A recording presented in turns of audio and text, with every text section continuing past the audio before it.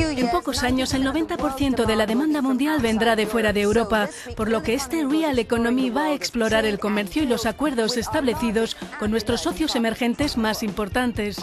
En el programa veremos por qué es esencial para el futuro de la economía europea negociar acuerdos fuertes con nuestros socios comerciales. Vamos a analizar cómo han evolucionado esas relaciones y de qué manera perciben el continente europeo los socios comerciales con los que queremos firmar acuerdos. Si se pregunta por qué hablamos de comercio mundial, piense que si mañana Europa cerrara todos sus acuerdos de libre comercio, eso significaría potencialmente 275.000 millones de euros más en su Producto Interior Bruto, lo que representaría la incorporación de un país del tamaño de Austria o Dinamarca y que aportaría también 2.200.000 puestos de trabajo en Europa. Veamos qué es un tratado de libre comercio.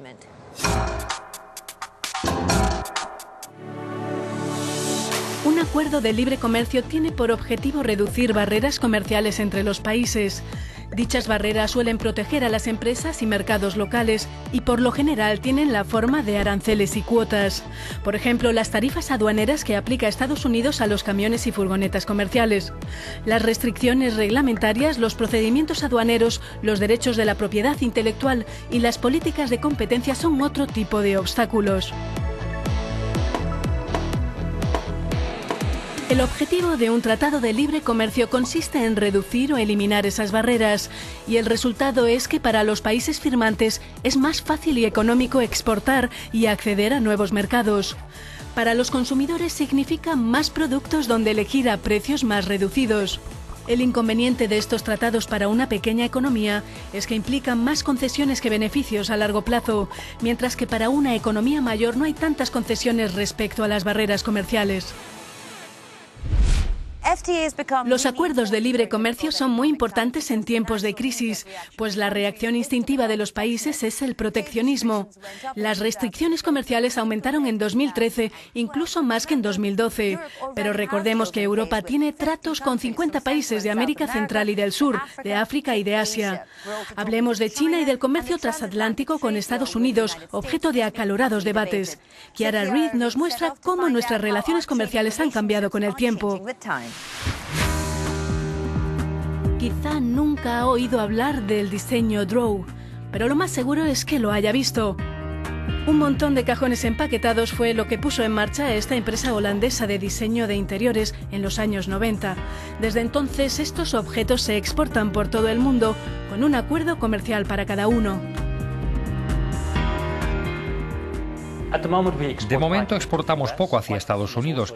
A menudo suele haber diferencias en términos técnicos, por ejemplo con la iluminación. En Europa se necesita el certificado de conformidad europea C y en Estados Unidos el certificado de seguridad UL.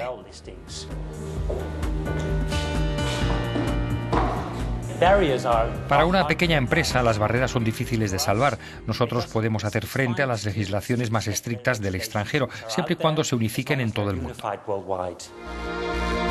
En las negociaciones con Estados Unidos sobre el Tratado Transatlántico de Comercio e Inversión, existe la tentación por cada parte de establecer una línea roja para proteger ciertos sectores. Por ello, a veces, un acuerdo puede quedar bloqueado en las negociaciones, como sucedió en la ronda de Doha con los miembros de la Organización Mundial de Comercio. Pienso que si nos centramos en el comercio transatlántico, los intercambios son muy importantes. Aportan unos 2 billones de euros diarios. Ese ir y venir implica unos 15 millones de puestos de trabajo a ambos lados del Atlántico. Esto significa una gran contribución al Producto Interior Bruto de nuestro continente y del de América del Norte. Gran parte de esos 2 billones de euros diarios que genera el comercio pasa por el puerto de Rotterdam, el mayor centro europeo para la importación y la exportación. Estados Unidos y la Unión Europea tienen el comercio más grande del mundo, que representa la mitad del Producto Interior Bruto mundial y un tercio del comercio total. Los aranceles están por debajo del 3%, pero abundan las barreras no arancelarias. Estas trabas conciernen la protección de la salud pública, el medio ambiente y la reglamentación sobre la cual los gobiernos no quieren hacer concesiones. Los acuerdos comerciales son muy importantes, primero porque siempre incrementan los intercambios y segundo porque se reducen los costes. Por lo tanto, en este puerto que trabaja con grandes cantidades, estamos muy contentos con estos acuerdos.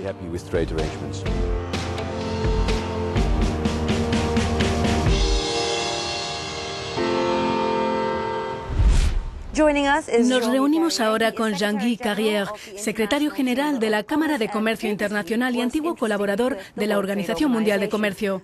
Los acuerdos multilaterales no son muy fuertes hoy en día. ¿Son mejores en comparación con los acuerdos bilaterales?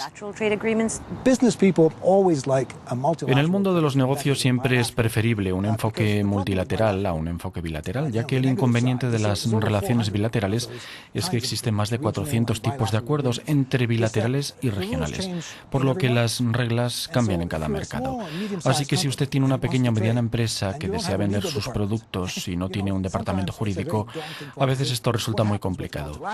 En el caso de acuerdos multilaterales se aplican las mismas reglas a todos, y eso es mejor, pues uno puede hacer negocios por todo el mundo y sabe que siempre serán las mismas condiciones, y así uno puede adaptarse.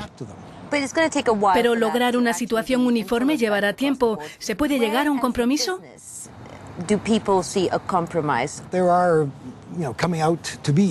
Hay algunos compromisos en forma de normativas. Son ciertas medidas, en lo que se refiere, por ejemplo, a normativas sanitarias. Embalar y transportar fruta por barco desde Nigeria requiere cumplir ciertos estándares en el lavado, empaquetado y transporte. Este tipo de reglamentación es una medida proteccionista. De alguna manera exagera la importancia de todo eso para impedir el acceso a su mercado a muchos países pobres. Sin embargo, hay esperanza para un principio de armonización de dichas normas. Así que si una norma está en vigor para exportar tomates en Europa, tendrá que parecerse a las normas a seguir para exportar tomates en Canadá, Estados Unidos o México. Todo lleva su tiempo y en la Organización Mundial del Comercio los acuerdos bilaterales han cobrado importancia, especialmente con países de rápido crecimiento. En el sector de la alta tecnología, por ejemplo, Europa y Estados Unidos pierden cuota de mercado frente a Asia. Para nosotros representa un doble desafío. Son mercados potenciales y además debemos atraer a sus empresas. Giovanni Maggi analiza cómo nos ven los empresarios de los países emergentes a la hora de negociar. El mercado francés de la tecnología de la información es el tercero más importante en Europa, detrás del Reino Unido y Alemania.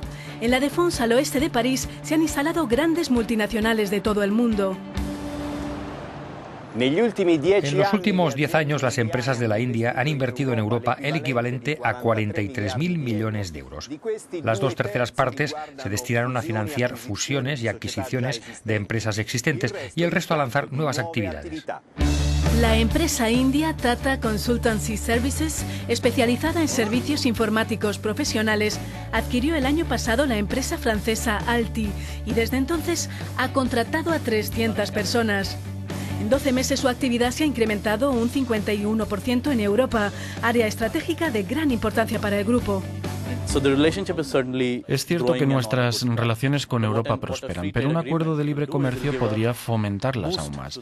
Según los expertos, si se firmara un acuerdo, los intercambios comerciales entre India y Europa podrían duplicarse en 2 años y pasar de 80.000 millones a 150.000 millones de euros al año. La Unión Europea está negociando un acuerdo de libre comercio con la India desde 2007. Los puntos más espinosos tienen que ver con la agricultura, las normas laborales y los medicamentos genéricos.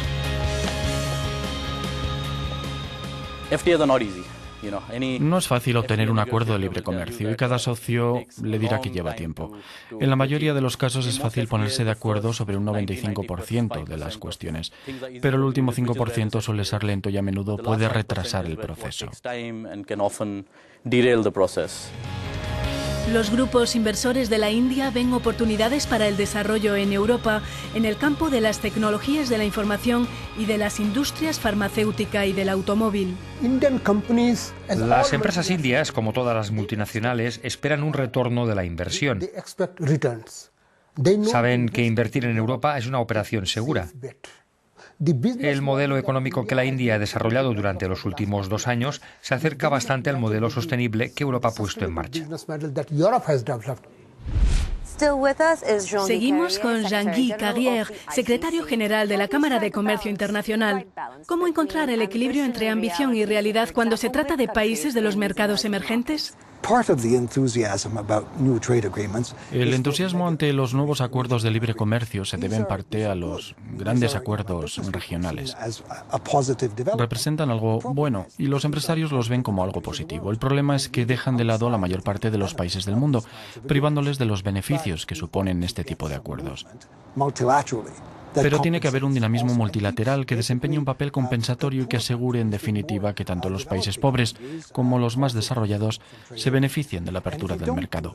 Si esto no es así, vamos a crear más desigualdades extremas a nivel de la economía mundial. ¿Cómo convencería a la gente en Europa de que el comercio internacional es beneficioso para la gente? ¿O es un argumento unilateral? Sí, mucha gente piensa, y no solo en Europa, que de alguna manera el comercio internacional les priva de empleo y crea trabajo en los países pobres. Pero este tipo de convicciones, francamente, no resisten una evaluación rigurosa. Además, se trata de afirmaciones que, en mi opinión, los responsables políticos no han sido capaces de rebatir. El libre comercio crea puestos de trabajo y la tendencia contraria, es decir, las medidas proteccionistas que han prevalecido en los últimos años, destruyen empleo. En países como Francia hay empresas campeonas de la exportación, como en ningún otro lugar, que generan empleo en Francia. Cuando Francia y Alemania venden coches en China, y es un mercado en auge, y que de repente estos países impongan restricciones a la importación de paneles solares chinos o de otros productos de este país, es obvio que esto tiene un impacto y que se están bloqueando las perspectivas de creación de empleo.